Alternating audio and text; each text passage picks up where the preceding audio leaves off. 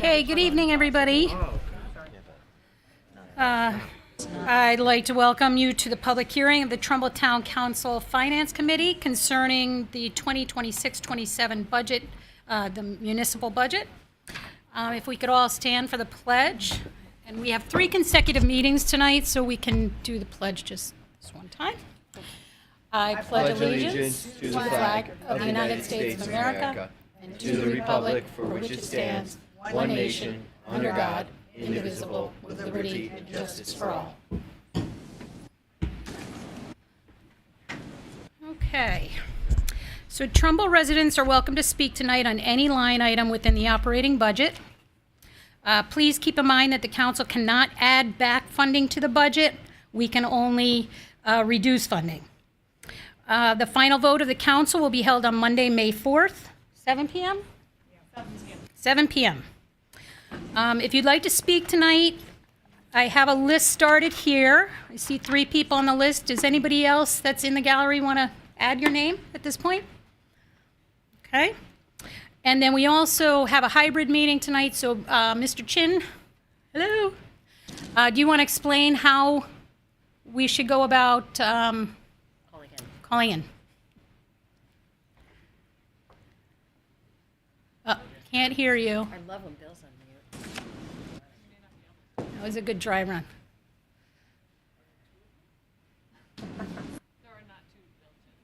Do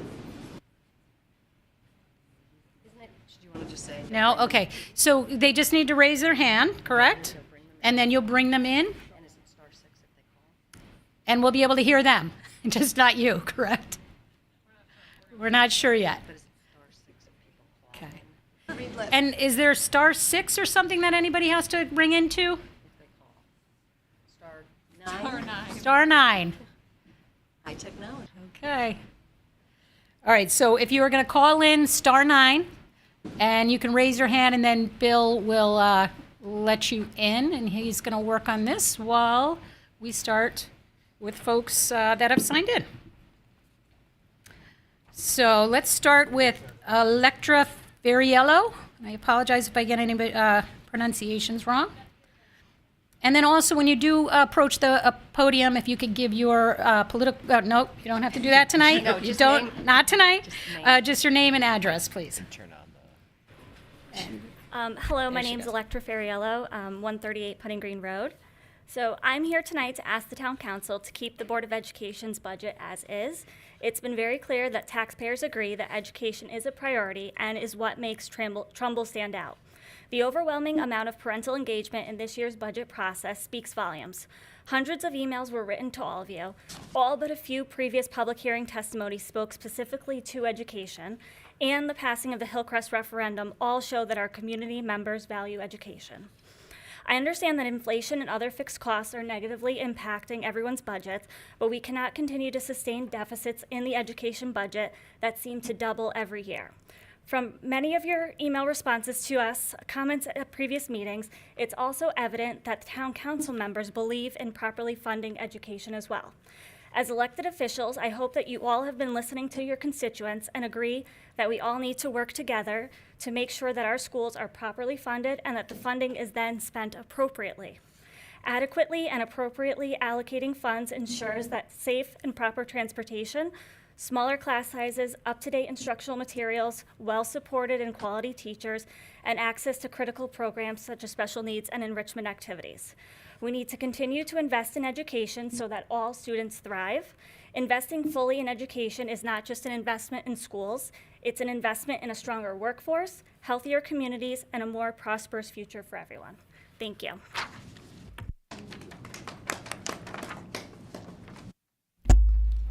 Okay, next is Sarah Broas? Oh, Well, it's like cross. Bross. Sarah Bross, thank you. Sarah Bross, 25 Doris Street. Clearly says that too, big letters. Sarah Bross, 25 Doris Street. Good evening, thank you for your time tonight. I want to begin by recognizing the commitment it takes to serve on the town council. The time and effort you give, often on top of your own professional and personal responsibilities, matters, and it's appreciated.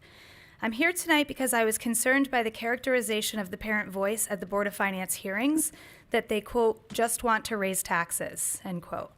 What I believe you heard was far more nuanced. You heard from taxpayers, parents, educators, and students who understand firsthand the impact that school resources have on both our most vulnerable learners and our highest performing students. It is true that many are willing to make a modest investment in our schools to support the needs of the entire community. That is a thoughtful, informed choice, one that reflects priorities and, yes, sacrifice. And it's important to recognize that adding dollars to a budget isn't enough if that increase doesn't keep pace with inflation or with what peer districts are investing. In that case, we're not moving forward, we're falling behind. Dr. Semmel has been clear and consistent about what is needed to move forward. The people who spoke understood that balance. I didn't hear, I want my taxes to go up haphazardly. I heard, let's make a deliberate, community-wide investment in our schools. As elected officials, the purpose of a town hall like this is to listen and act. Sustained community engagement depends on people feeling that their input is heard and considered as part of the process. Yet, when votes are taken and the budget is discussed, there is often little explanation of amounts or rationale. And these decisions are not abstract, they have real financial and personal impacts on families. People choose to live in a town that reflects their values. A town with strong schools, a vibrant community, and a shared investment in its future. And many are willing to support this vision even when it means a modest increase in taxes. Because they understand that investing in public education is investing in the strength and sustainability of the town itself. At this point, the damage to the Board of Education budget is done. I implore you to keep the Board of Ed budget as it is and not reduce it any further. And for transparency and respect for the voices shared here, in the Board of Finance hearings, and throughout the communication you've received, I ask that any changes to the Board of Education budget be discussed openly with clear explanation of both the amounts and the reasoning behind them. Thank you very much. Thank you. And then we have Rochelle Giordano. Thank you. Rochelle Giordano, 11 Winhall Lane. Just a moment of gratitude for all of you for being here, for listening to us, and for continuing to support our Trumbull community. Tonight, I'd like to encourage you to fully support the budget the education budget as was approved by the Finance Committee in March. I'd also like for Town Council to move forward with a consistent vision for Trumbull's future, one that includes education as an investment and not just a necessary cost. Many residents took the time to come out and speak to the Board of Finance in support of education. In March, in the March meeting of the Board of Finance increased the line item by $500,000. These are positive signs that we are continuing to value education. However, at the April 8th education budget presentation to the Town Council Finance Committee, a document was circulated with assumptions made on behalf of the town regarding the education budget. After reviewing this document, I want to make you aware that it contains inaccuracies. It appears that decreased transportation costs were counted twice, and that projected electrical cost savings may be overstated. It also directs the Board of Education to fully spend the non-lapsing account. As a result, the assertion that the education budget is fully funded and in the green is inaccurate. For this reason, I urge you to maintain the increase approved by the Board of Finance from March. I'd also like to address the topic of transportation and the shift from 2 tiers to 3 tiers. I'm disappointed that this is a forced issue. I am under the impression that governing bodies of the Board of Finance and Town Council are not permitted to direct how education funds are spent. Yet, this is effectively what is happening. Adjusting bus schedules, and by extension, the daily schedules of families and middle and elementary school students, is being driven by a funding gap. At the Board of Finance request, many families may now face financial burdens, including increased child care costs they did not previously have. Finally, I'd like to acknowledge the positive investment in economic development. Several line items regarding development were increased to show support for what Trumbull can become. Trumbull is an energetic and vibrant community. Many of us continue to frequent restaurants and stores just over our borders. And my hope is that the continued investment in economic development will attract more businesses here. I believe in a vision for Trumbull's future where we continue to thrive as a community while remaining a top choice for families seeking a strong education experience. Thank you. Thank you. Is there anybody else out in the gallery tonight that would like to speak? Okay, and with that, Bill, can we go? We can't. Oh, boy.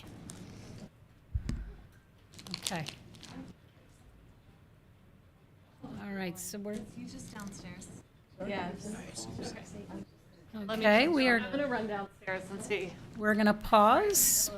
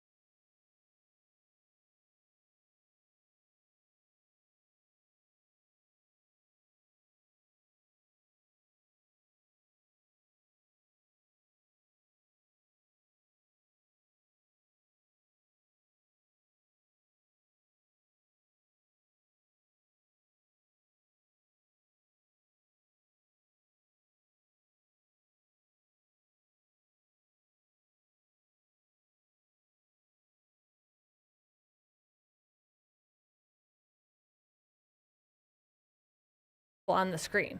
So Bill has been in communication. Hi, Bill. Bill has been in communication with people who are on Zoom. He says there's about 10 people on Zoom. He has asked if anybody would like to make a public comment. They have said no. So my suggestion, Nikki, is that you do one final call. They can hear you. And then Bill's going to text. He's doing jazz hands. The issue is in here.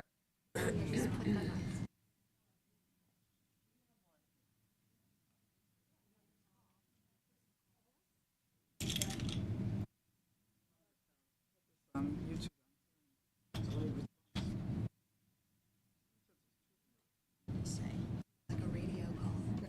Here that we typically use. It's not like.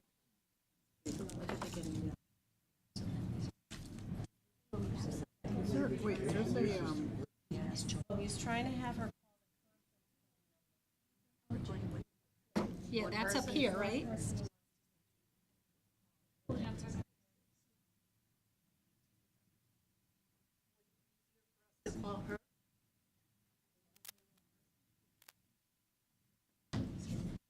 Well, it's just the main. Have to set up a conference call with a pin. Wondering. Thank you for patience. Appreciated.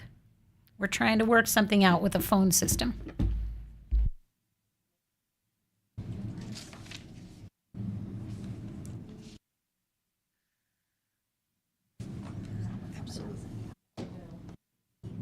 It's a new town hall down at the Trump Center.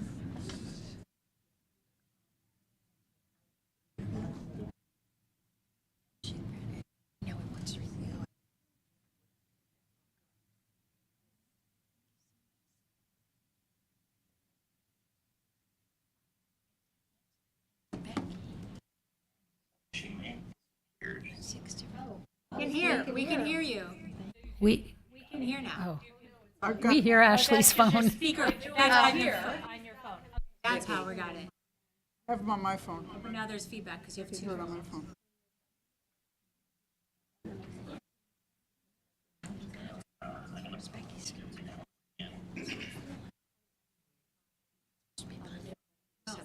Do it to the mic.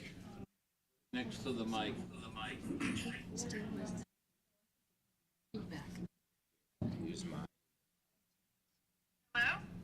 Carla?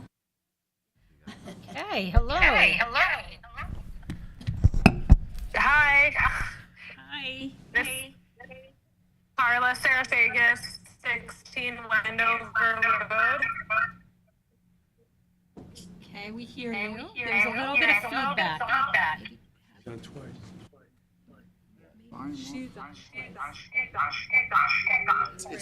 So maybe if you shut down, yeah, there we go. Are you able to hear me or? We hear two of you. Or now there are five. I'm not, should I call in or?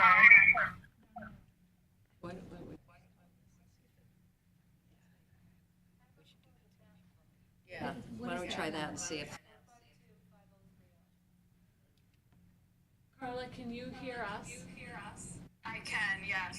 Okay, can we give you a number to call? Okay. It's 203 452 5030.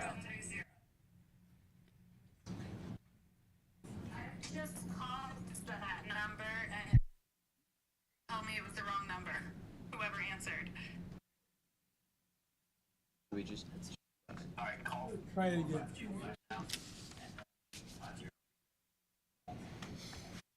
That's right, because she was on 5,000, okay. Wait, she's only on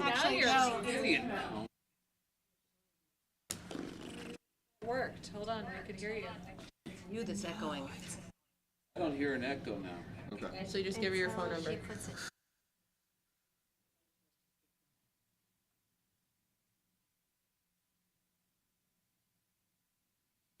here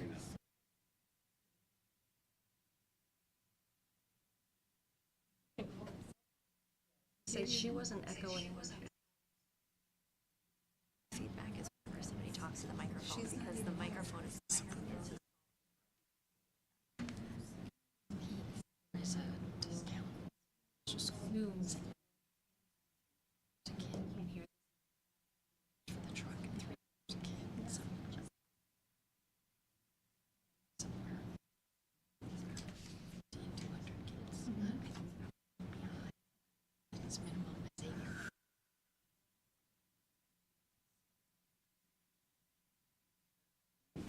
She can speak now.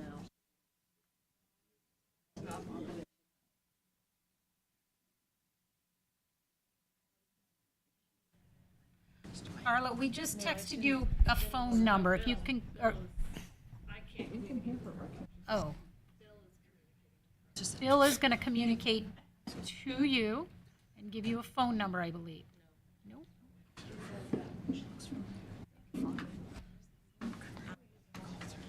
First one, when we were here twice. See, we did, because it was such a good.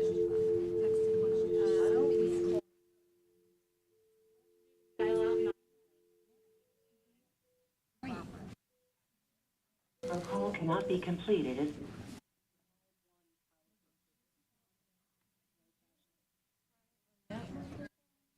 Don't we, Joe?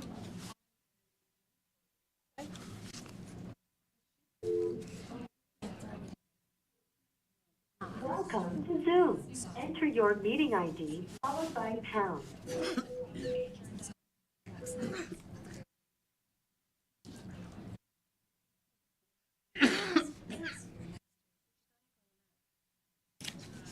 As it was already approved by the Board of Finance. And that's all, that's just really all I need to say, and I'll let you guys know. Sorry about the echo. Can you start again? We missed it all. One more time. She's gone. How about she could just email it in? Well, I think what we'll have to do is we will probably need to figure out how to provide a second opportunity who would like to join, right? And obviously technology is not working tonight. Had nothing to do. Okay, so I believe what I'm hearing from Ashley is that we are going to make sure that there is another opportunity for a public hearing where anybody that wants to participate can. So we will, Nikki, please don't put that out. Oh, Yeah, we need to too figure late. out- Well, we need to figure out notice requirements around things like that. It's not Okay. as straightforward. Okay. So can we recess for 5 minutes? Okay, so we are going to recess for 5 minutes We need to figure out what's possible. and come up with a plan so that we can make sure that everybody is heard that wants to be heard. Okay? All right, thank you.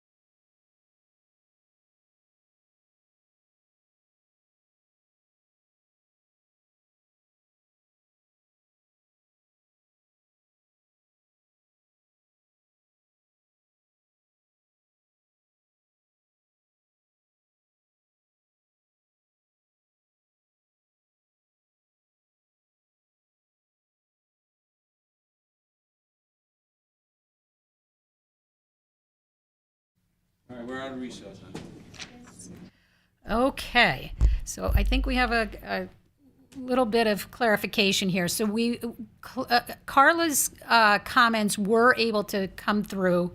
We are all going to be able to hear those comments, and we will listen to those comments. And on the Zoom recording. And Bill, can you see if there is anybody else out there that would like to speak or make comment tonight?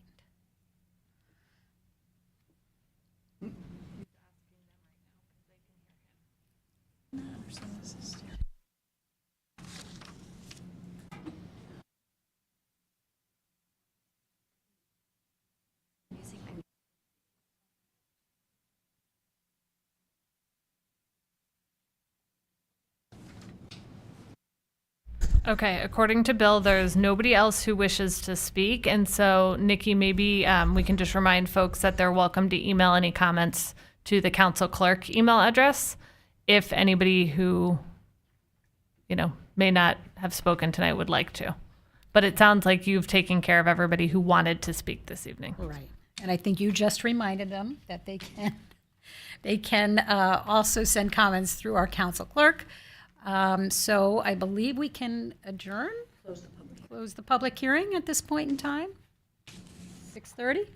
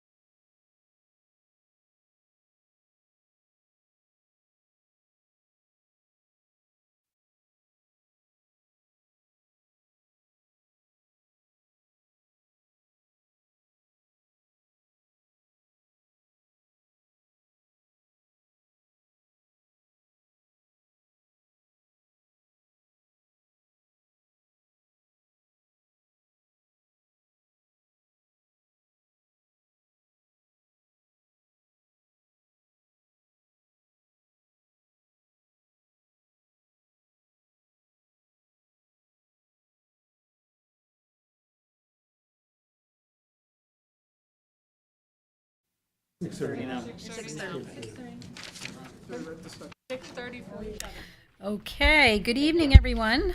This is our second meeting tonight of 3. This is the Trumbull Town Council Finance Committee, and we are going to be extending our department hearings tonight. We've asked our EMS chief, Colin Bassett, and our director of technology, Bill Chin, to come and speak with us and answer any further questions that the council might have. So with that, Chief Bassett, would you like to take the podium? Thank you. Do we need a roll, Margaret? Are you all? Good evening, everybody. Okay, great. low. So do you want to just give us a little overview of your budget and anything that's happening, anything you're looking toward in the future, and then we can go to questions. Sure. So as we've done over the past fiscal years, we've focused our efforts on increased staffing, primarily full-time, and the goal there is to kind of, we're a busy town. We increase the amount of calls we do year over year. So we've had a pretty steady focus on incrementally increasing our staff to better cover the calls that we have, and to decrease our reliance on mutual aid. We've also started public training initiatives with local departments, including the fire departments, police department, to increase the sort of community education component. Let me pull out my goals sheet here. We're finalizing our radio project. That PO was just cut, so we will be migrating over to the state core. That was a capital project, but that was something we've been working on for since before my time here. I am not new anymore. That's for Maria. We are increasing. Thank you very much. We've been working with the fleet department to work on replacing our ambulances on a more standardized schedule, because they do get a ton of wear and tear. Even though they cost a lot of money, they don't drive like a fast car that's a 14,000-pound box, and it drives just as you would imagine. We've been working on patient care initiatives. Recently, we implemented whole blood on the ambulance. It was a joint sort of deployment between the sponsor hospital of this region and multiple services, and it increases survivability for those patients that need blood and surgery. We cannot perform surgery on an ambulance, but we now have the ability to give whole blood on the ambulance. And just kind of continue to meet the growing needs of the community the best we can. And like I said, we've been kind of increasing our staff over the last 3 years since I've been here, and that was kind of been our focus for now, as we've kind of been able to see where our call trends are stabilizing, and done pretty well reducing our reliance on mutual aid through that increase in staffing. And that's kind of what we're focused on. So I'm happy to answer any questions anybody has. Any questions from the committee? Mr. Chairman Cinto. Hey, how are you? Good, how are you? And Cinto. Hey, what do you contribute, most of your, on your little chart here on page 194, your total incidences have gone way up. Is that from the town itself, or are you helping out the other towns? So that's a combination of both factors. We do have, we have an increase year over year of calls for service. And with a community that grows and you have an influx of people, they say probably around like 10 to 15% are you going to have of the total population, but we have an influx of workers. You'll see the increase as well. We have been increasing the amount with the staffing increases that we have. We've been able to increase our assistance to other communities while maintaining fidelity in ours. EMS is sort of different than a lot of services. We have mutual aid agreements with other towns. So, if you kind of look at EMS as a whole, in essentially Fairfield County, everybody can, help back each other up. We do more out. We give more than we get, which is good. Like I want to have our ambulances for our towns. I think the increase in mutual aid out is not statistically significant to correlate with the increase of calls. We do have our population in this town. We have I don't want to use the word elderly. We have people of advanced age that choose to live in this town, and with that comes, high risks of comorbidities and illnesses that need kind of constant managing. And if they kind of get out of hand, it increases the amount of 911 calls you would get for things. Okay. From a day-to-day standpoint, you guys have all the stuff that you need? From a day-to-day standpoint, I'm sorry. I know you have some stuff that's pending, like you want to put like a garage up to keep things out of the snow and that kind of stuff from a capital standpoint. I'm talking about nuts and bolts, day-to-day kind of stuff. Yeah, I mean, we've had to make adjustments, and a lot of that has to do with the increased cost of doing business. I mean, everybody charges more money. I mean, the price of Narcan currently that we have to buy has gone up. So we make adjustments there, try to maintain fiscal responsibility. With the increase in staffing, we've kind of focused that to target those areas where we're seeing maybe like an increased reliance on mutual aid, so that adjusting our deployment to have those providers be in those areas to reduce the amount of mutual aid we have. In this region, in the state of Connecticut, have what you have. It's always hard to predict when an emergency could happen. You could go a stretch where there's 0 calls in 5 hours, or you could have 5 ambulance calls drop at once, overloading the system. So it's historical data is good, but it's hard to predict the future of when people are going to call 911. And there is not a endless supply of paramedics out there. I mean, ideally, in my dream world, every single person in this room would have their own private paramedic in case they needed them, but someday, maybe. Okay, who's in the town, who's responsible for, you may or may not know this, for like the AED over there in the corner, for checking that, make sure it works? So that's done through the Board of Ed, I'm sorry, not the Board of Ed, the nurses. So it's led by the town nursing department. And that's recently something that Lynn Steinrich and I have been meeting about and discussing. I know that PD is responsible for the ones in their car. We've also been working with them, along with the kind of community training aspect, kind of working on the AED program for both them and for the town. Now, do you guys train the police officers for the Narcan stuff? They get a lot of that training through the academy, and they do have a sergeant in charge of their training division. Our role in training with them is that we've been working on the initiatives is kind of just to decrease the load of one person having to do all the training, and kind of just integrate, the more different faces you see of people that you're going to be seeing on the side of the road every day, training together, working together. It just kind of increases that unit cohesion. And you get like a, better patient care. Essentially, you get a better, emergency service product that you're providing at the end of the day. Have you guys seen an increase in Narcan use? No. Same? Yeah, it's not. Yeah, it's a problem everywhere, but we're not seeing these massive swells and declines. We don't have a lot of them in this town, and a lot of the ones that we see, it's not even intentional. Sometimes they're just accidental. Forget that they took a medication, took another medication. That was part of what the Narcan leave behind kit we have. It's not just for people that overdose and have a drug problem. It's if you have an elderly relative that comes home and they just had hip replaced and they're on pain medication and they maybe forgot that they took it one time and they take it another time. It's for those like kind of high risk populations. We're not just drug users. You know what I mean? Just one more. How is your volunteers going? Sometimes that you have a little, having trouble getting people. We do get a lot. We get a lot through a lot of college kids and high school students, and they rotate it through pretty regularly. A lot of them stick around. One of the things that's been really nice since I've been there is I've gotten to see.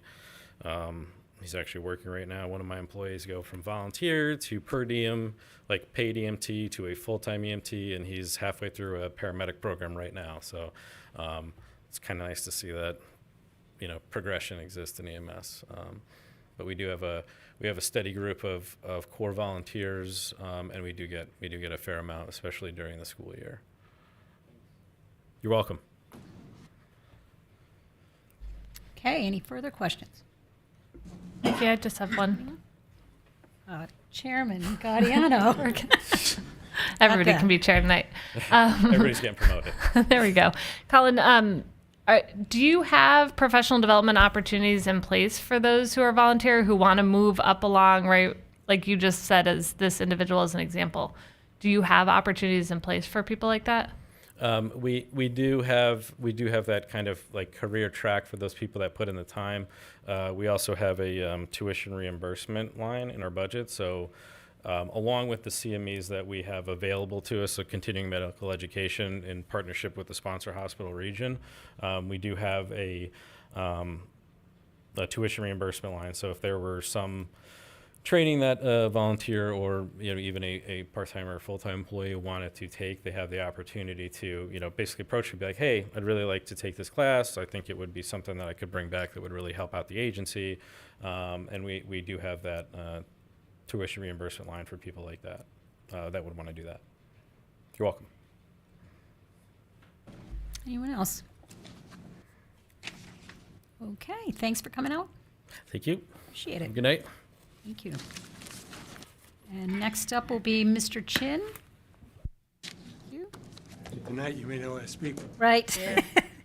Mr. Chin, our Director of Technology. Good evening. Thanks, Glenn. Appreciate that. Good evening. So yes, technology, as you know, is always busy. So we've got a lot going on. We've done a lot this year. We increased our fiber internet to 1 gig for our main pipe. Migrated the library, Fairchild Library, to the CEN fiber. We've replaced a bunch of older workstations to bring our, get our employees some better computers to be able to more efficiently work. And we've done half of our wireless access points, so the balance of those access points are in this year's budget. And we've replaced our patch management solution, which has been really helpful. It's been a lot more than we thought it would be, so we're very happy with it. We've rolled in our ticketing system into that, and we'll be doing mobile device management, and we're able to remote controls computers and things like that. So that's been great. Looking forward, we'd like to continue. Well, there's a change in plans on continuing the workstation replacement cycle. But these wireless access points, we have to complete the second half of them before the end of July, when they're security updates and end of life. So we've got to upgrade those to keep our network secure. Another big item is updating the virtual server hosts. So we've got a virtual server platform that hosts all of our servers, and the 2 main servers that we have in use are pretty old, and so it's time to get those upgraded. Also, the network stack at the library, where we're actually out of ports at the library because of some expansion that they've done there, and so we're not able to add a new piece of technology to that existing stack, so we have to upgrade the entire stack.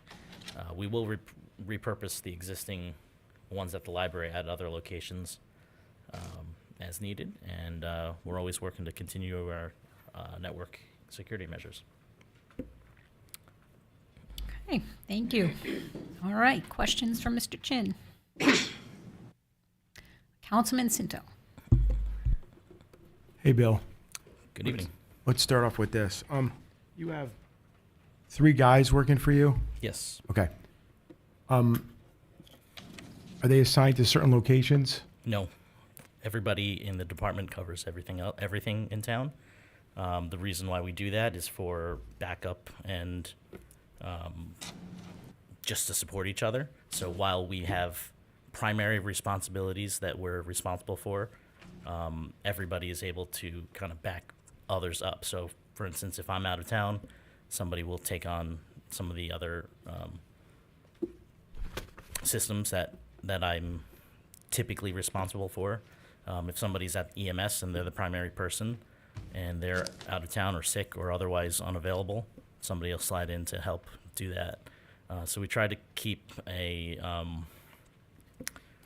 balance and just make sure that everybody sort of knows what's going on throughout town and throughout each department. And while somebody might be more efficient at working to solve a problem or support a department, everybody's able to do that. Do you guys cover the police department? We do. Okay.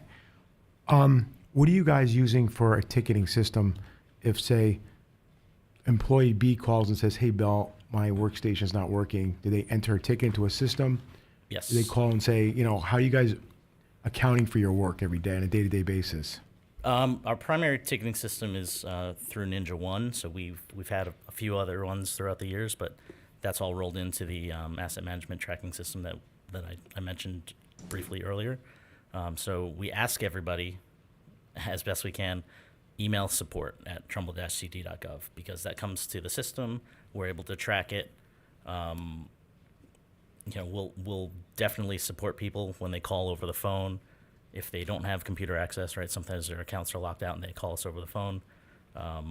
We also will catch a lot of people in passing, which is our least favorite way to support people, because if we're in passing, that means we're probably working on something else, and it's just hard to remember sometimes on what they want. So a lot of times we'll say, hey, look, that's great, please submit a ticket, that way we have it tracked. But that's the primary method that we use to make sure that all the work is being done. How many tickets are you getting a week? It depends. It depends on the week. In IT, it's often there are busy days, and sometimes there's not so busy days in terms of end user support. That doesn't mean that there's not a lot of our own work to be done. So it depends on a lot. But in the past 7 days, we've had. I could look. I mean, today's Monday, so it's going to catch up, and there's about probably 30 to 40 tickets a week that come in from various end users, and I can hopefully pull up a better report to get you an idea. Now, in the same reference of maintenance, on the network itself, you have a switch router taking errors. Who monitors that? How do you know it's taking errors? Somebody complains, you got latency. Who's watching on a day-to-day basis? Sure. I mean, that's part of our everyday check to see what's going on with the network, and we have we'll receive emails a lot of times and see what's going on. But a lot of if there's a network problem, we find out about it pretty quickly. Now, and you talked about the library. What switches are you stacked over there now? I believe they're HP 2912 series or something like that. They're older 2920 series, so they're we just can't add ports, and that's the main problem there. Is that we can't buy a new switch today and add it to that stack because that technology doesn't talk to each other. So the plan is to replace the stack and then repurpose those existing switches in other buildings where we need to. How many ports are on that? On those, how many stacks you got there? Offhand, I don't know how many ports there are, but I know there's at least 2 48 port switches at the library. And you need to have the switches. You can't have access points and wireless. There's also a lot of things now run on voice over IP. So every single phone needs to be plugged into that switch to provide access over phone. So we're not just using phones. We're not just having computers. It's phones, video, security systems, and other devices, TVs, printers. So a lot of that can't be done over Wi-Fi, or it's more efficient to do it with a network port. Have you looked into getting rid of the IP phones? Because they do kill bandwidth. They take precedent over internet access. No, we're not in planning to. We're actually looking to replace the voice over IP phones because those are old. I believe that was installed in 2014. So the Board of Ed and I have been talking with our vendor to figure out what the next iteration of the voice over IP system is. Okay, moving along. Do you have the whole entire town on one network, or is it in certain places it's not? Like, do you have, say, hypothetically, the Board of Ed connected to Town Hall, the police department connected to Town Hall connected to EMS connect, here, Town Hall to the library? Is it all on one? Is it all on one? So for security reasons, I'm not going to explain in detail, but yes, the Town Hall or the town network as a whole is connected, and we have the ability to connect to senior center or the recreation department, the police department, etc. There are varying levels of security within those buildings, so not everybody, for instance, can get to the police department.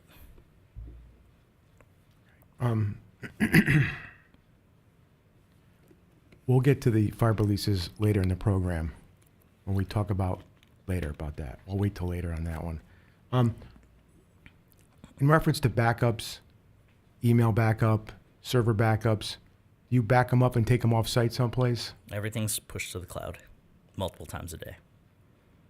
Okay, but do you have it off site? Do you back it up someplace else and take it and put it somewhere that's the We cloud? don't do physical backup. It's in the cloud at a data center that's not.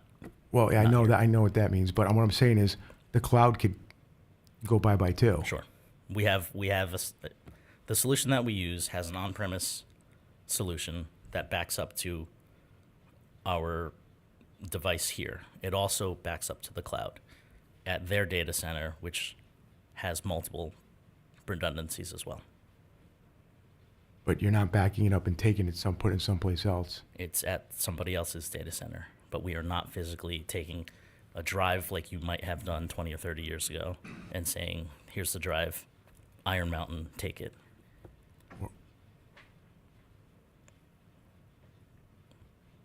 Now, you said you're replacing desktops or using laptop. You consider a desktop Workstations a and user laptop, workstations. but are you using laptops or We are. old-style computers? Both. So we have laptops like the one I have here. So most of those laptops are distributed to department heads and or people who are mobile. The majority of our workstations are traditional end-user desktops that stay at the workstation and stay at the desk.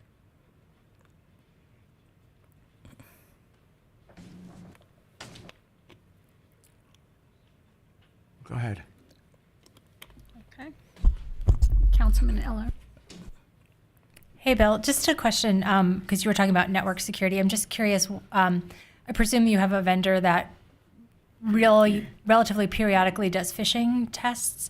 And I'm just curious, like, what happens when you have an employee that might fail a phishing test? I'm a people manager, and I had an employee, I work at a bank in enterprise financial crime, so we need people to not fail them, and I actually had a person fail those. So I was just curious, like, what the ramifications are. We have the KnowBe4 platform that we've subscribed to for a number of years. That we send, we use actually for a few different things. We use it for employee training. So every year there's an annual training. There's also an onboarding training for about an hour and 15 minutes that new employees have to take, just to give them some background on what to look for phishing emails and things like that. Also, physical security. So it talks a little bit about physical security and seeing who's around you, or USB sticks and things like that. That system has a phishing test every week. So it's a random topic. It could be on a banking thing, or congratulations, you've won a Dunkin' Donuts gift card or something like that. And Everybody fails it. a couple people have. But it tests regularly every single week. People are able to use the Phish Alert feature in Outlook to report that, and then they'll say, congratulations, you've successfully completed that. Or if it's a malicious email that isn't a test, that email gets sent to our support ticket system and alerts us that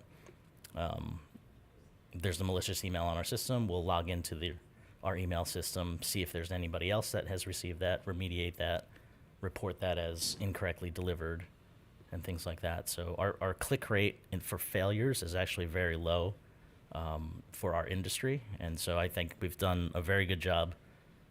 People are paranoid at what they click, and sometimes I'll include a link and people will phish that, and I'm like, that's a legitimate email. And then I'll have to speak with them separately. But our click rate's under 4%, so it's which is great. Mm-hmm. Okay, any more questions? Councilman Sinto. Hey, Bill, have you started or have you been looking into AI integration at the municipal level going forward, so you can, AI a lot of the stuff that happens at town hall?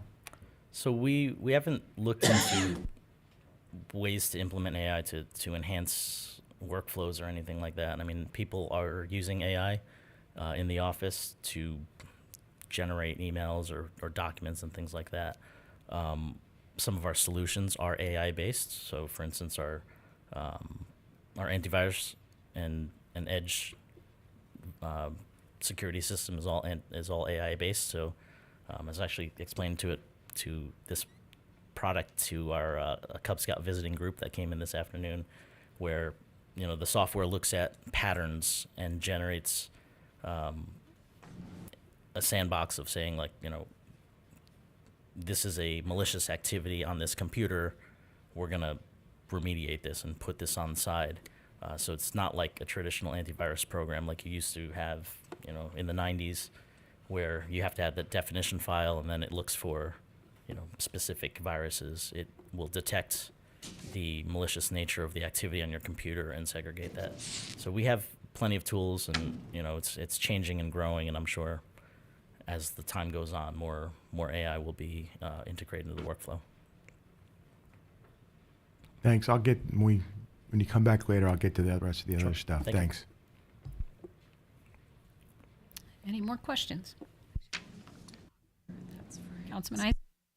I'm not going to say this correctly, so put it into your language. When you were at the Board of Finance, we did speak about combining the Board of Ed and the town for Munis, perhaps, going to, getting rid of the old Frontier and the copper wires, eliminating ghost phones, all those type things, and then moving perhaps to a single phone number to call in for people where you would do the dial. And I know you said that would be like 2 years, which just killed me because I like everything now. But who is going to be leading kind of the charge on that, and the options that were discussed, whether maybe they'll work, maybe they won't? Is that something that you're going to be taking the lead on, and with the board of Ed, or how do you see that working out? Sure. Couple topics in there, but in terms of integration of Munis and with the town and Board of Ed, I think that's Maria would probably help drive that decision. Somebody has to make the decision of whether or not, yes, we're going to do this, or no, we're not.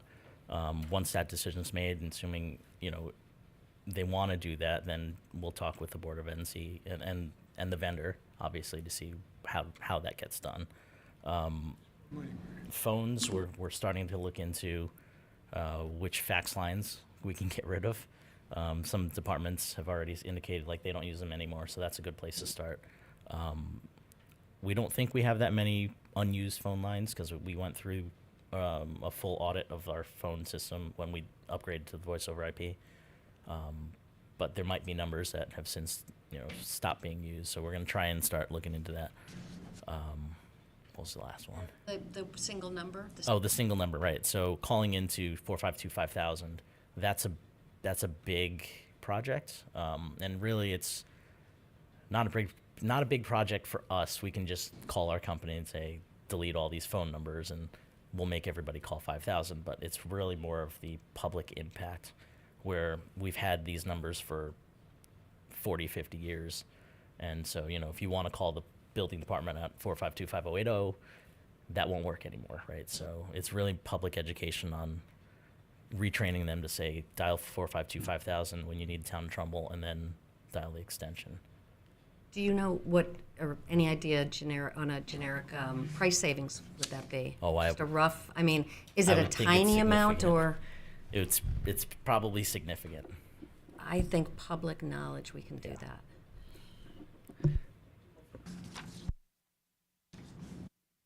So before the decision would be made as to whether or not we're interested in the Munis connection here, what would the preliminary step be? Would that be somebody, a representative from Munis, a sales rep, or a consultant, or somebody that would take a close look at and be able to break down for us what those potential savings would look like? Where the synergies can be? Is that how we would approach that? Start with the Board of Ed and, Vicki, to have a conversation. I think first, the first selectman and the superintendent need to discuss this project. And then, of course, we would get involved with Munis, Tyler Communications, and find out what would it entail, what would be the savings, the deliverables, how much implementation time from both the staff and Munis, and how long would it take? I think that, and then obviously IT will get involved. Thank you. All right, any more questions for Mr. Chin? Anyone? All right, thank you very much. Sorry your evening started off rough. We'll get that fixed.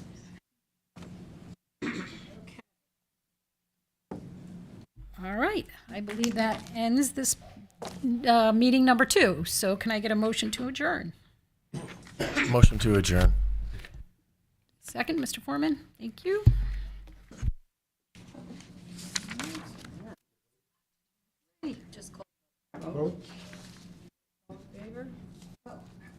All in favor? Yes. Thank you.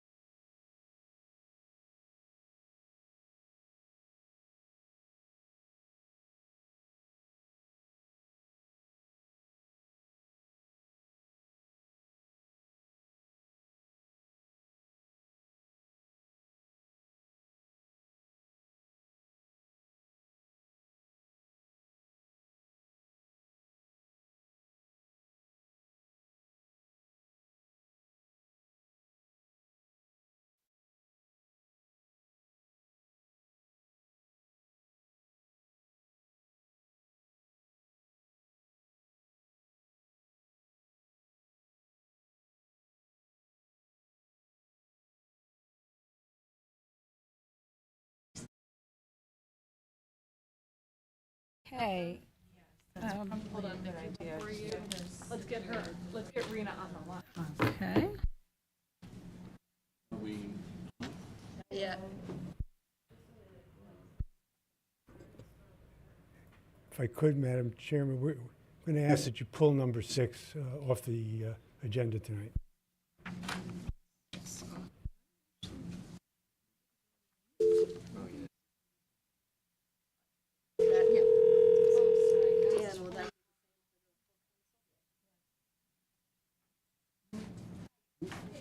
Hey, Rena. Ashley. Good, how are you? You're on the conference phone. Okay. We're gonna get ready to get started. No, I turned, Yeah, and I'll I turned it down. put her on when she It's very starts. loud. Okay. All right, I'd like to call to order the regular Town Council Finance Committee meeting in preparation for May's Town Council meeting next Monday, May 4th. We have already pledged twice this evening, or no, just once so far, but I think we're good.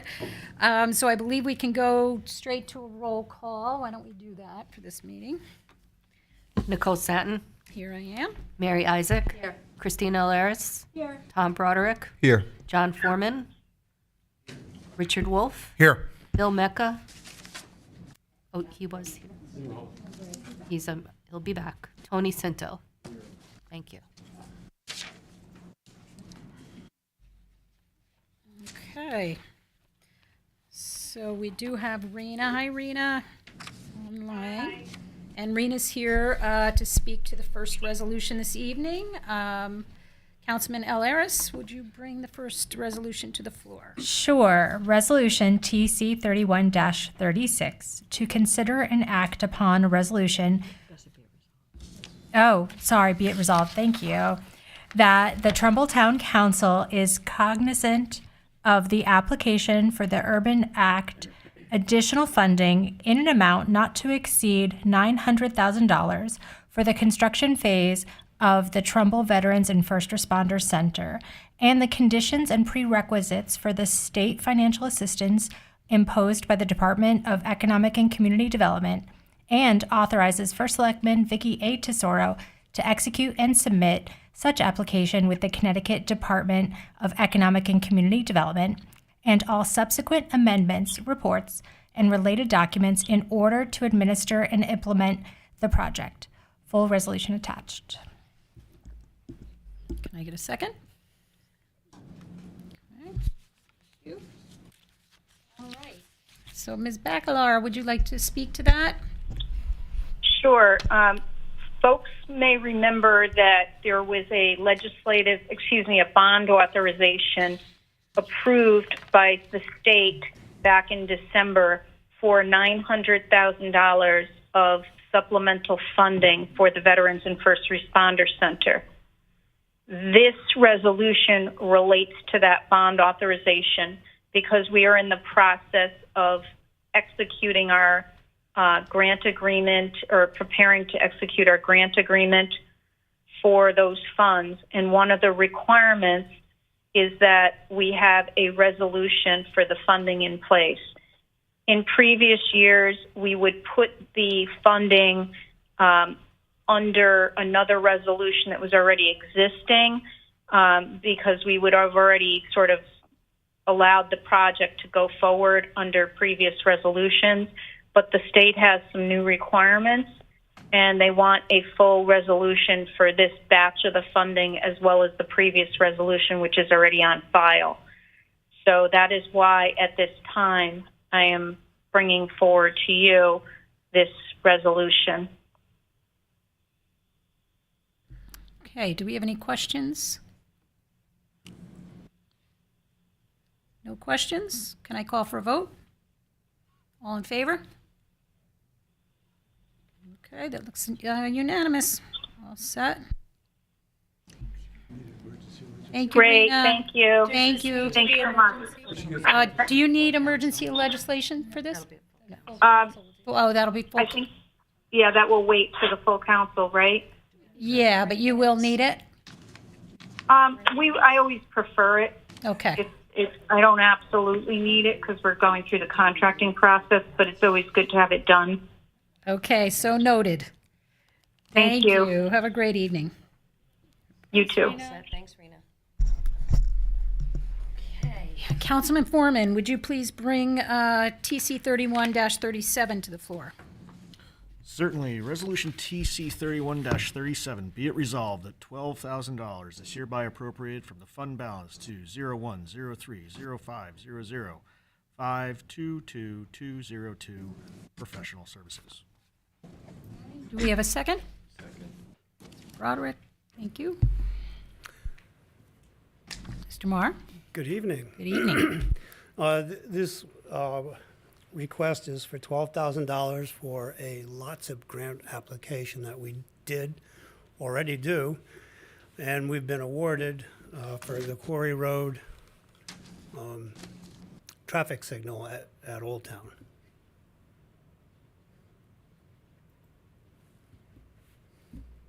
Exciting. Does anyone have any questions or comments even? Councilman Broderick. Thank you so much. Just to understand correctly, so the 12,000, is that for essentially consulting services, extra help, or? It's for actually doing the application. The application is rather lengthy. It's probably 20-some odd pages long. It asks a lot of technical questions. It's not a preliminary application. It's a full application that goes to DOT. But the 12,000 is for essentially outside help to do so? Yes. Do you, just out of curiosity, because I was looking back at the budget for the 3 years, when you look at consultants versus hiring in-house, how do you guys kind of I would love to kind of hear your thinking, because I was looking at the total for the 3 years. You're hitting the point where it probably still makes sense to use consultants, but I would just love to hear you talk to that. So a lot of the expertise that the consultants can bring to the table, it would be hard to have a staff that would cover all that. DOT is a special animal in itself, and the politics and knowing the right words to put in the right way, we'd have to hire a bunch of engineers. Understood. Thank you. Any further questions? Councilman Cinto. Where is this light going? At the intersection of Quarry Road and Old Town. Isn't there a light already there? Yes, it is, and it's quite old. And we've had many problems with that light. It's not updated. So we have to pay $12,000 to replace a light that's already there? It's a lot more complicated than that. There is a crossing signal that has to be timed with the other signals. It has to be, the electronics has to be updated. And also there's a bus stop that has to be made and sidewalks. It's quite involved. There's a state light and a state road, correct? No, it is not. It's not. That's So- not a state road and it's not a state light. And that's in Trumbull? That's in Trumbull. The whole road is? That whole road right there. The bridge going over 25 is the state, but the bridge that we own on Old Town Road, right after you turn off of White Plains Road, is a town bridge, So the town owns a bridge? a big bridge. Okay, so who maintenances the bridge? Since We you do. brought it up. We do. Okay. So we have to pay $12,000 to replace a light. That's our light? hmm It's not to replace the light, it's to prepare an application to do a plan for the light. The light all that infrastructure has to go to the state of Connecticut for approval. Yeah, but that whole bridge going north's a mess. You could say it. It's Yeah. okay. We shouldn't even own that bridge. That's my Yeah. opinion. I mean, the whole sidewalk, that whole area is a disaster. Yes, it is.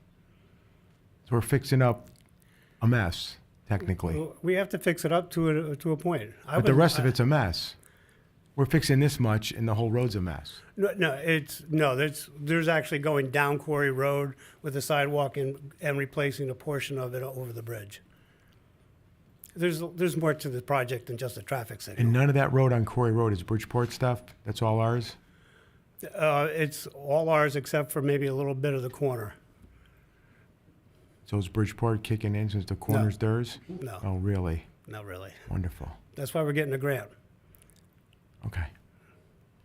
All right, thanks. I just want to make a Councilman Mecca. comment. Thank you for pursuing this, because this is not a surprise for anyone who has gone to the movies. But then when the medical building was constructed, there was more traffic, right, and a more variety of people. That light's been out of date for a long time and probably dangerous too. There's been numerous times where we've had to go there and fix it because it would go on blinking and it doesn't function properly. Councilman Foreman. Thank you. So, just so I'm kind of processing this correctly, we need to spend $12,000 to create the application to then get the money from the Yeah. from the state. The award from the state was 1.6 million. Something like that. And so this is the consulting service, because I assume there's like technical aspects to The application. how things all go. Yep. And then that $1.6 million or $2 million that we get back, assuming, well, are we assumed to get this grant, or? We've already been approved for the grant. Okay. The LOTSIP program, the town pays for the design, and the state pays for the construction. Okay, so that money will cover the cost of the construction element of this light? The construction, the state will pay Is for 1.2 or 1.6 million dollars. And then what's the cost of the design? Is that included in this It's, $12,000? Give or take 150,000. Okay, thank you.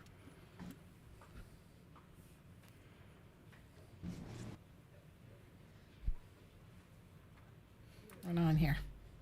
Okay. All right, so can we call for a vote? Do we have any other questions first? No? Can we call for a vote? All those in favor? Oh, Can we make that emergency legislation when you get we could put that on for council on Monday, yes. Did we have another question? No. Okay, so we can call for the vote. Everybody in favor? All in favor? I think that passed. Thank you.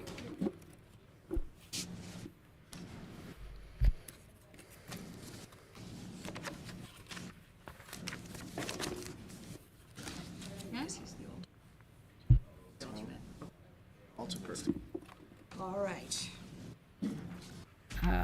next resolution.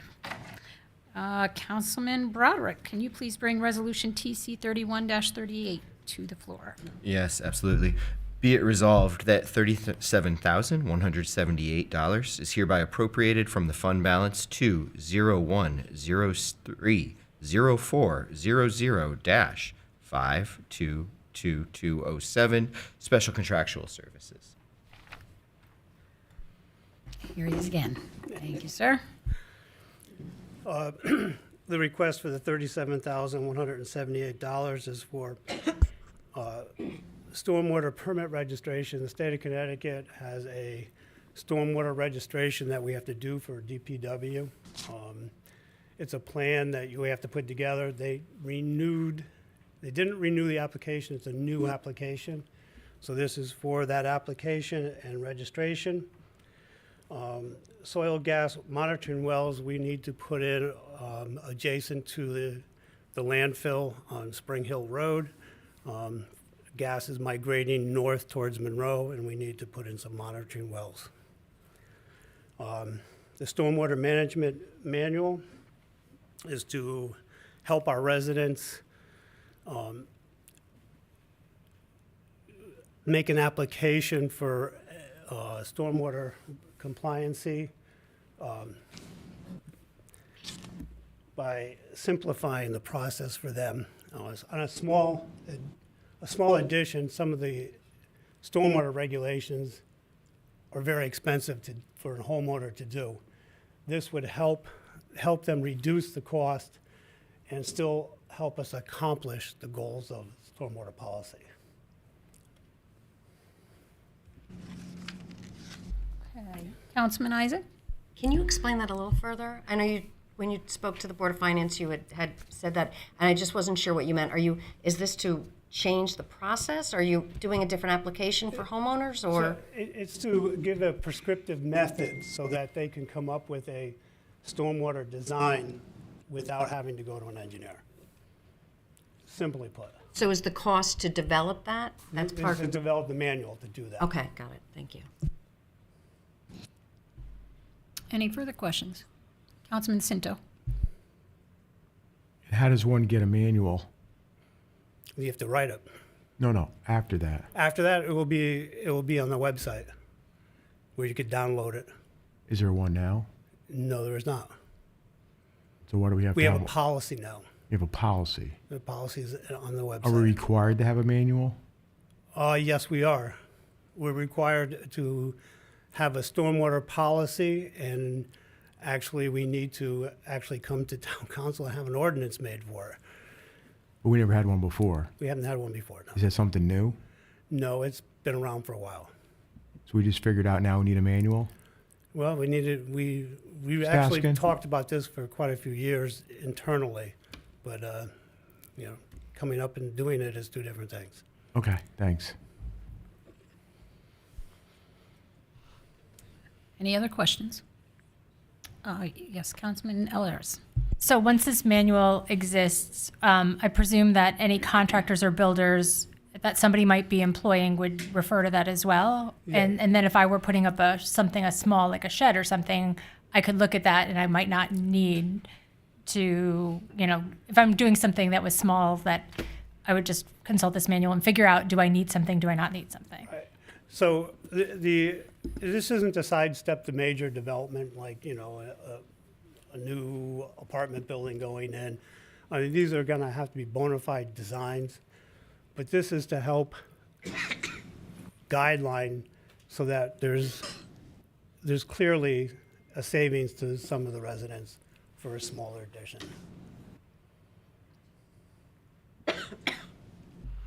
Any other questions? Okay, so we can call for a vote. All those in favor? Okay, passes. Thank you.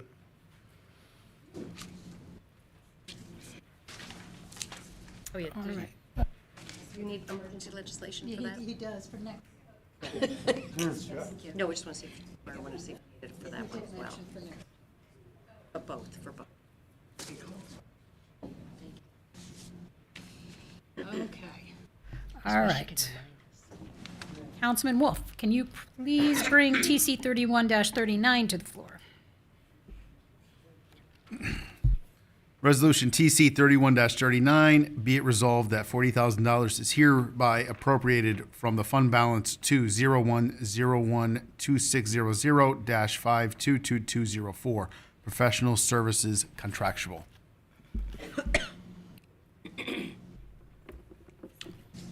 Can we get a second? Councilman Foreman. Okay. Okay. Good evening. We technology department seeking a supplemental appropriation for to correct a budget miscalculation with our contractual account. So last year we had planned to make some changes to our fiber optic network that comes into our building, our fiber WAN connections, and we had a vendor who made a proposal, and the proposal looked great. So we were going to plan on upgrading our charter business internet, charter cable business internet to Frontier Fiber, and they said it was a better service and it was going to be cheaper, and so the budget process went through, and we started contacting Frontier to start making those contracts and getting everything in place for July 1, and they sent us back the proposals, and it was for residential fiber, not business fiber. So we raised that flag and said we'd like business fiber. I thought that's what we talked about. And so they brushed up the contracts and fees and sent that our way and blew that budget out of the water. So we said we can't do that project. So we've stuck with our cable charter internet for some of our remote sites. Simultaneously, around that same time, we went back to our current vendor for fiber, Crown Castle, and we said, hey, our fiber contract is up for renewal, and Frontier's trying to make a pitch. They came in and lowered the fee, so it was about $800 that we were paying before to $536 a month per connection, per building, per month. And so that was a cost savings there. When I entered those fees into or those calculations into our budget, I failed to include the universal surcharge. That wasn't sent to me from Crown Castle, but had been paying the universal surcharge, and that total was a delta of about $29,000 throughout the course of the year. So that put us in a hole for which this supplemental appropriation will correct most of that. There were some other miscellaneous items that came in under budget. Some came in over budget, but Frontier Phone Services came in a little bit higher, or quite a bit higher, in terms of the service for the copper lines, the phone lines. And so that we were budgeted $9,100 per month, which had been a reasonable amount, and that was about $10,300 per month. And so that delta is about $13,800 over the course of the year. So between largely the fiber WAN fees and the Frontier phone fees, we're looking at about $40,000 to cover the calculations in the budget for contractual. Okay, questions? Councilman Cinto. Hey, Bill.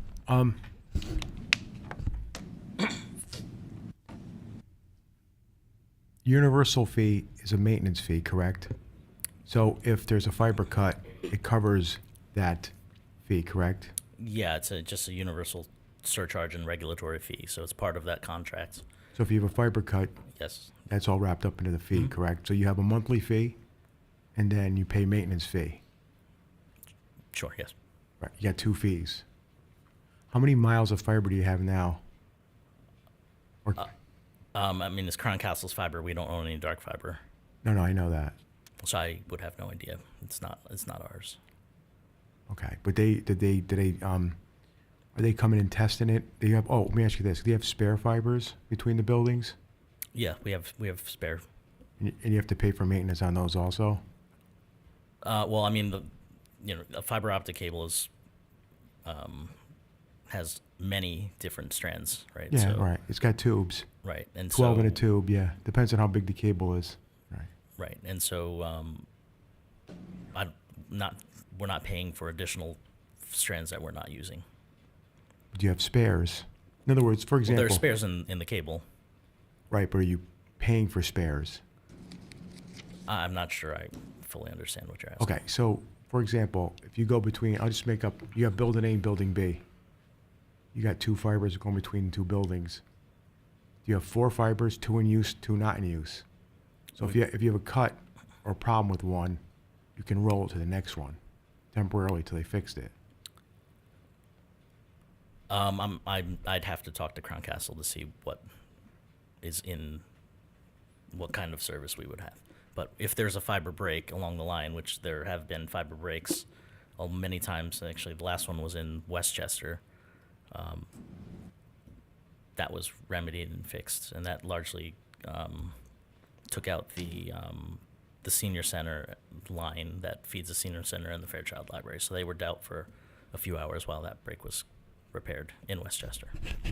Right, so have you, going forward, have you gotten all this stuff straightened out with them?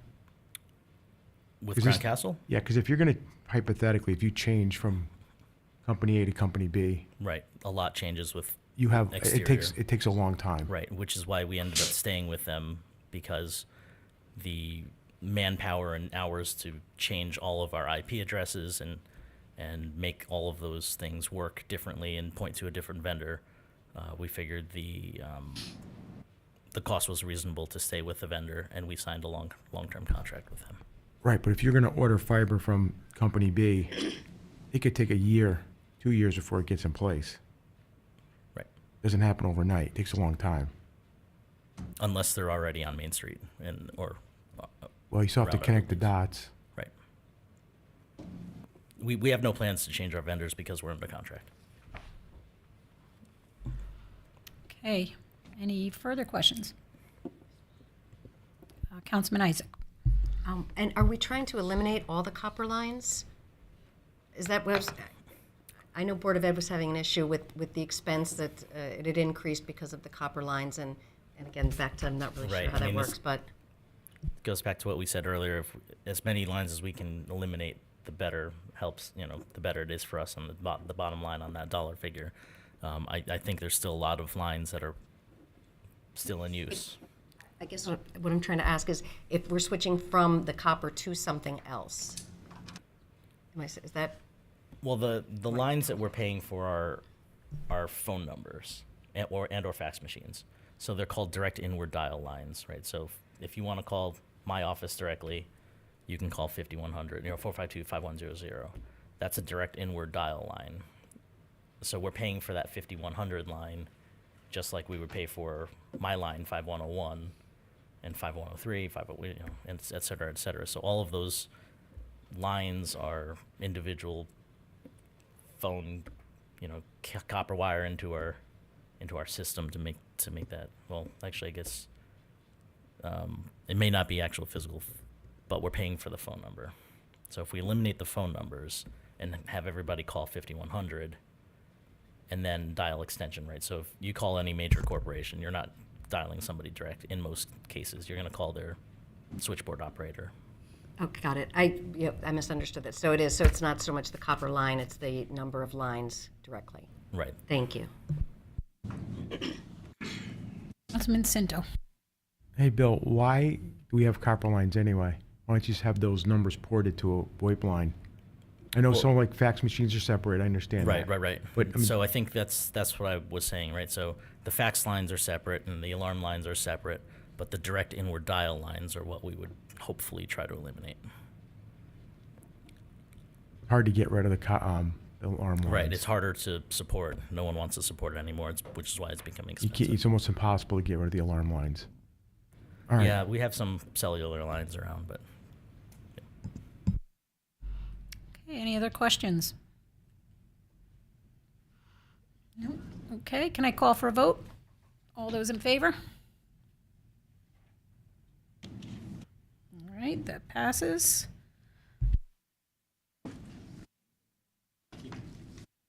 Thank you. And I think I can ask for a motion to adjourn? Oh, no, what am I missing? We're missing one last one.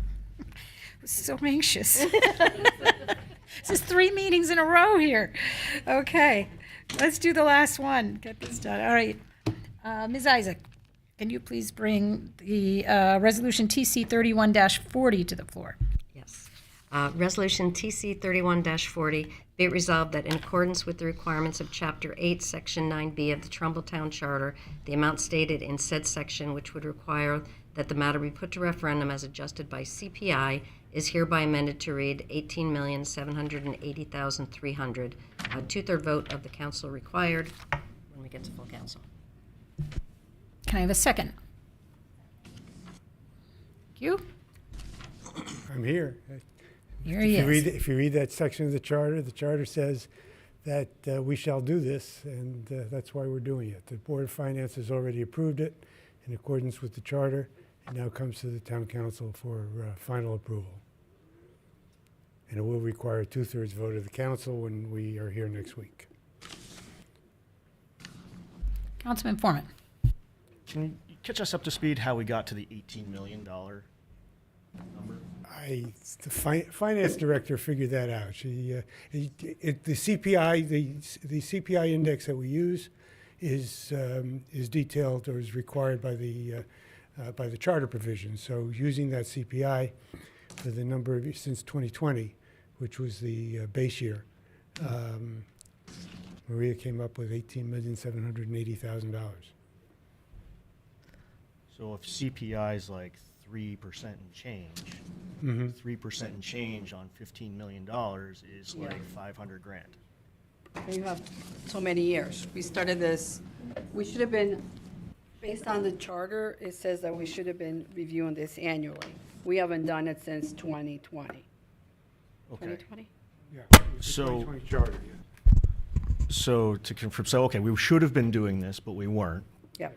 And so what we're doing is we're retroactively going back in time and figuring out what these CPI numbers were and compounding that out to today. Correct.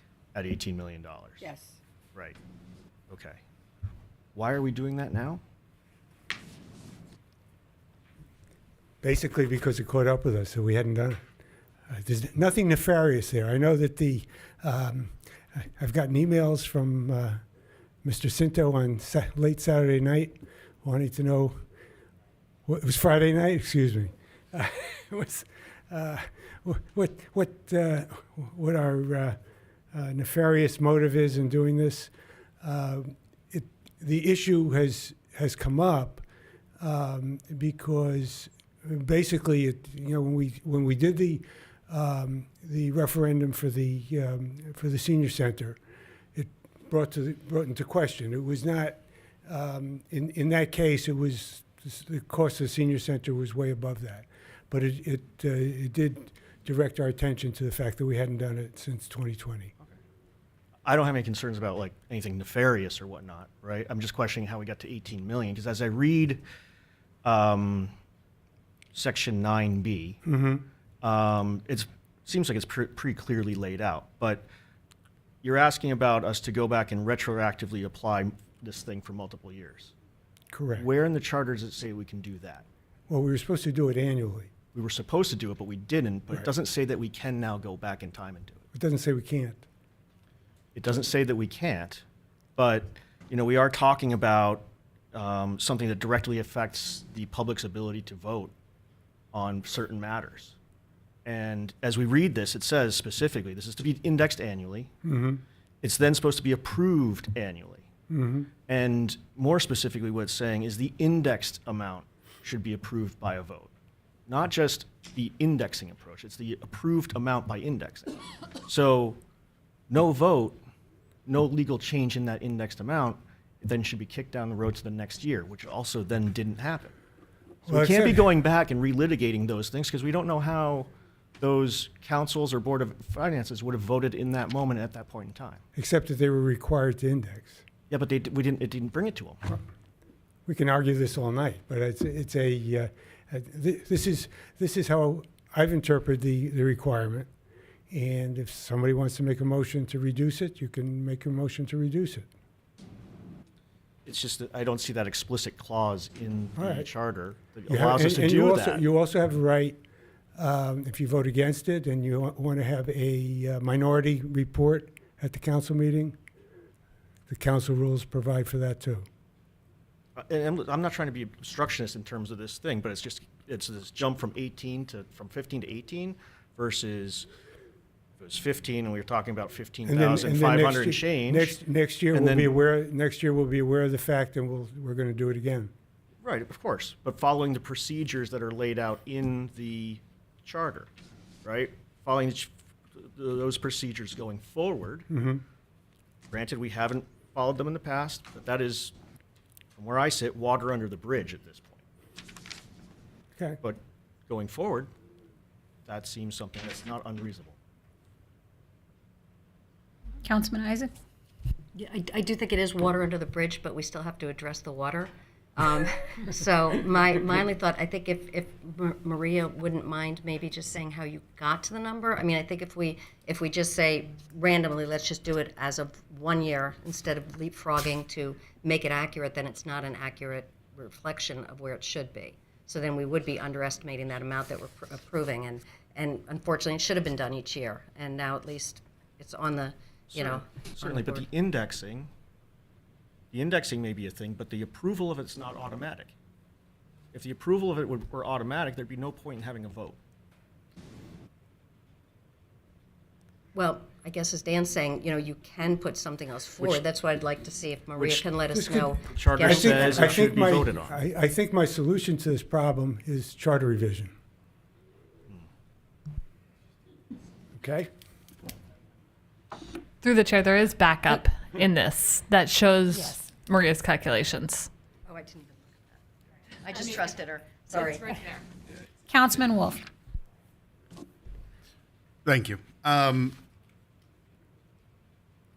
Nobody's disagreeing. I get what you're saying. The problem, like, what if this went 50 years and you asked us to vote on something for 80 million? I think the spirit of the rule is so tax-paying residents have the right to vote on the big ticket items. So Yes. so you got to understand our concern. I'd be more in favor of reducing it for the 1 year, but I think it's. I'm kind of curious as to why this came up now. Why not last year, 2 years ago? Like, what's the thought process for the money? This is for bonding, so it's not like we could use it for Board of Ed budget or anything like that. But what's the thought process There's like? There's nothing in the hopper that I know of that's going to be affected by a change from $15 million to $18 million. Maria, how would this impact the town long term? I know we have concerns about fiscal 2030 with pensions. How would something like this affect us? Bond rating? I just want your opinion. Thank you. No, I don't think it affects bond rating. Obviously, we bond more than 15 million a year, not for one project alone. There is no impact that I can see. I mean, this is just for any project going forward. If it's over 15 million, in this case 18 million, it would have to go to the voters. Yeah, I understand, but I guess how did this come to be? How did someone just say, hey, this is something we should do? Did this come up a week ago? Like, how did this? I believe I brought it to the attention of Maria that we needed to catch up on it and we needed to do it. So you were just hanging out on a Friday night talking to Tony Talking in to email, Tony, and yeah. you happened to go through the No, as I said, revision and- as I said before, Richard, when we were dealing with the bond authorization for the senior center, kind of brought me to that page to see what the numbers were, and I saw that we hadn't caught up with it. Okay. The senior center was far more than the 15 million or the 32, 18 million. 33. Yeah. So it wasn't that it affected it; it just caught my attention. Okay. Thank you. Chairman Gaudiano? Yeah, and I think, Dan, right, this has been on the table since 2020, during which we've had chairs of the council from both parties who at any point could have brought this forward as well. So it's been a while. I think it's been a long time coming that we should have done this. And one of Dan's jobs is to sit and tell us things we are not in, I don't know that compliance is the right word, but not in compliance with, and this is one of them. I think that for the sake of conversation, and maybe it's not tonight, but for the full council meeting, maybe Maria can show us what the calculation or what the number would be if it wasn't the each year index, and could show us if we just do for this year, what would that be? Because it sounds like that's part of the question. I don't know. I can't do that math this quickly, but perhaps Maria can, or she could bring that number to us and we can have a conversation. I think the right thing to do is to do it the way that Maria's laid out, but we ultimately need to pass this in a bipartisan way or it's not going to get passed, which also is not the right thing to do. So Maria, I don't know if you can bring that number forward next week, but that seems like it's worth a discussion. Councilman Foreman. So I'll agree with that to a degree, but as I hear this, 18, since there's no impact here, 15, 18, what difference does it make? Apparently none, since there's nothing on the horizon. Following the charter as it is explicitly written and adopting and picking up where we have all collectively failed to follow through on, starting there, going forward, seems to make some sense. Trying to go backwards in time to make up for things we haven't done doesn't make sense to me. And there was no impact in 2020 when somebody used the $15 million mark. It just was. What's that? No, the charter was passed in 2020. But the charter, this charter was passed in 2020. And this is what we're working from. No, I understand that. You want me to go back to 2012? I don't think you want that. I got it right here. What I'm saying, Tony, is that. Well, here's my question, Dan. Yeah. You're right. We could sit here all night and argue this. Here's my question: isn't taking no action an action? I can't answer that question. Well, if you didn't put anything in 2020, we didn't take action that year, hypothetically, right? Okay. Yes or no? I'm asking. It's a failure to act, yeah. But that means we. It doesn't mean it's no action. It's a failure to act. But no action is taking an action. We're not doing We have a anything. directive under the charter that we didn't follow for those years. I don't think we're disagreeing on what the charter says. It says what it says. Yeah. But I think our hang-up is going backwards. That's the only thing. I mean, if you want it this year, I agree with you, right? You want to do this year, that's fine. But that's a concern. I mean, I got the original. I mean, weren't you the author of the 2021? Was I the author of the 2021? I thought there was a charter revision commission. I'm asking you. Weren't you on? Didn't you help them? I did, yeah. What does the 2012 charter say? Does it have an indexing? No. Okay. So that's where it was changed. So it was from 2012 to 2020. It didn't require indexing. And at the 2020 charter revision, It was added. it was added. Right, There was a because- reason that it was added. No, well, I know in 2012, there was talk about adding it then. They didn't put it in there. I'm just asking a question. I don't know how to answer that. Or if there was talk about adding it then, and there's no talk about adding it now, and the number in 2012 was 15 million, and the number in 2020, 8 years later, was still 15 million. Right. Then the Charter Revision Commission felt that and the council that ultimately passed it, and the voters that ultimately passed the new charter, or it did go to the voters, I recall, and that was what was in there.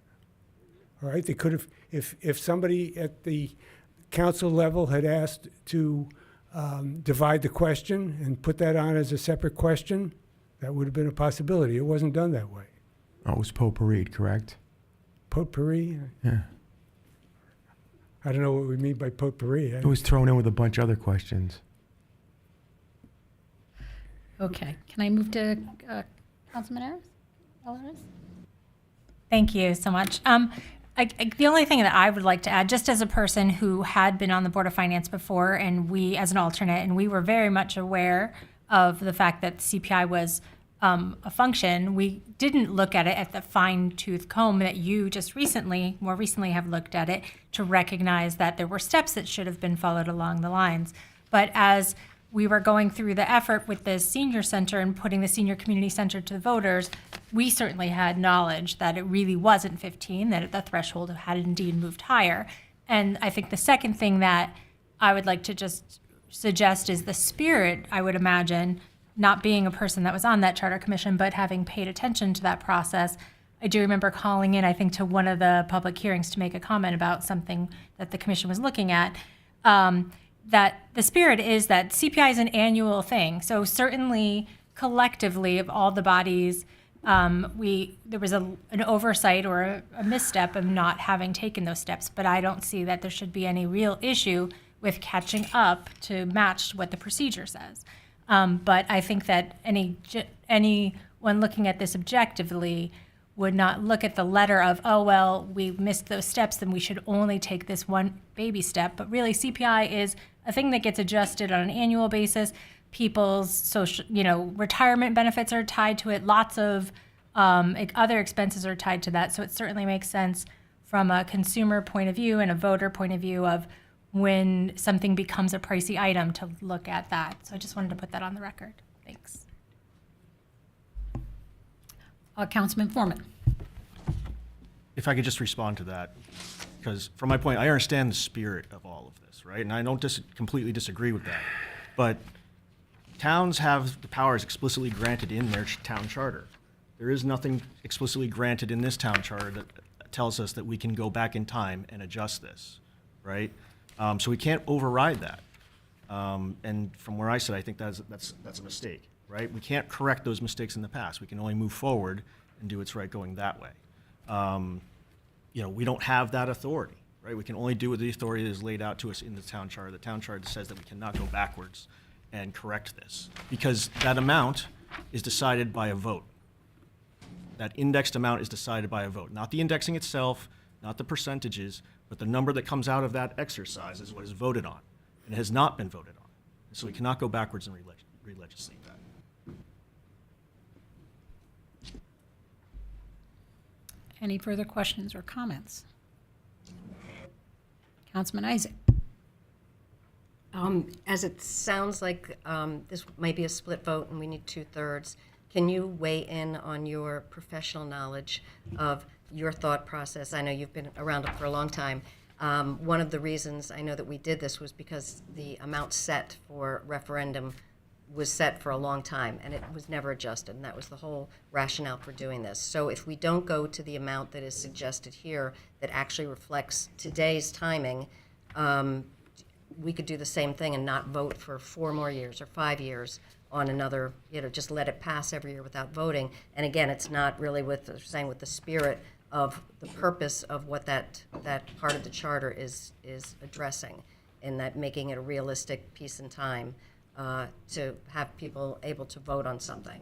So just from your legal perspective, your thoughts on if we don't pass this by a 2/3 majority, is that an issue if it doesn't meet the needs of today for the amount? Well, it would, it would, very honestly, unless somebody if there's no action taken and unless somebody brings us a suit, somebody certainly could bring a lawsuit to enforce the provisions of the charter. And, that's a possibility. Are you asking me, is the sky going to fall? Probably not. But I don't guarantee that either, so. Councilman Wolf. So you mentioned lawsuit. Who sues who? Does Vicky sue us? No, does the Board of Finance sue the town? Any citizen of the town could bring sue the town? Any could bring an action against the town to enforce the charter. Okay, just want to be clear. Thank you. Not that I think Vicky would sue us, but it's not a political suit. I mean, you wouldn't sue the Republican Party for voting one way and the Democratic Party for voting another way. No, I just couldn't imagine anybody from the council or anybody from the Board of Finance going after the town or vice versa. So I just want to clarify who sues who. It's, you said a resident against the town. Okay.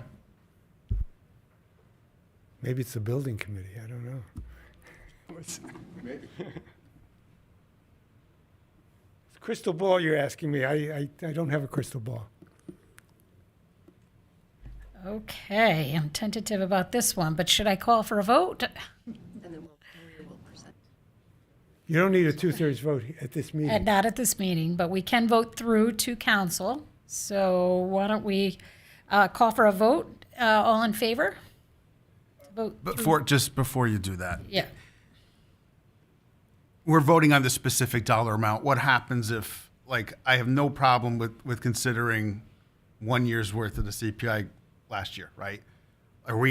If we vote this through, is it on this dollar amount and Well, you're voting. we have to make a motion You're voting, well, you would have a motion to reduce. because this is just specific for this dollar amount. Yes, but you would, but this resolution is on the will be on the town council agenda, it is on the town council agenda for next Monday night.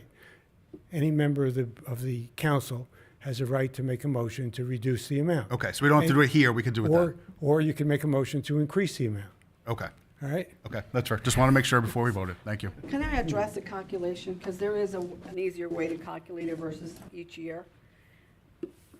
In 2020, the CPI was 272.316. That was a dollar amount.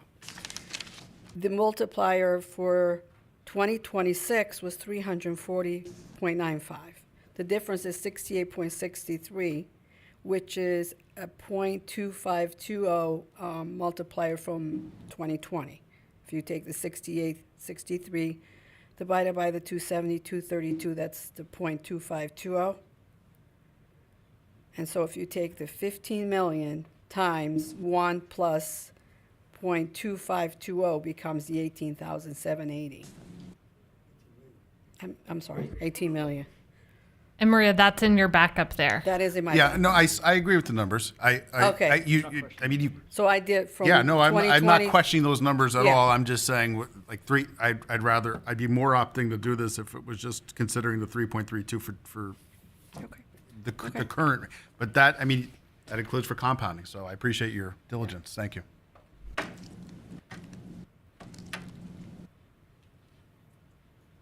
Okay, should I call for a vote or should we do a roll call vote for this? Call for a vote. Call for a vote? Okay. All those in favor? Somebody requests a roll. Don't complicate it. Please, not tonight. It's been complicated enough tonight. Okay, all in favor?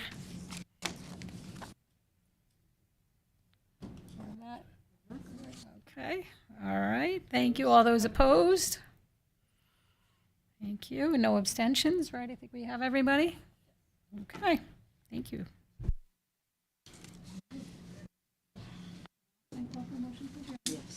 Now I shall call for a motion to adjourn. Second. Seconded by Mr. Broderick. Thank you so much. Oh, it was a rough night. Oh, I mean, I think everybody voted to adjourn. I think we're good, right? Give me a break.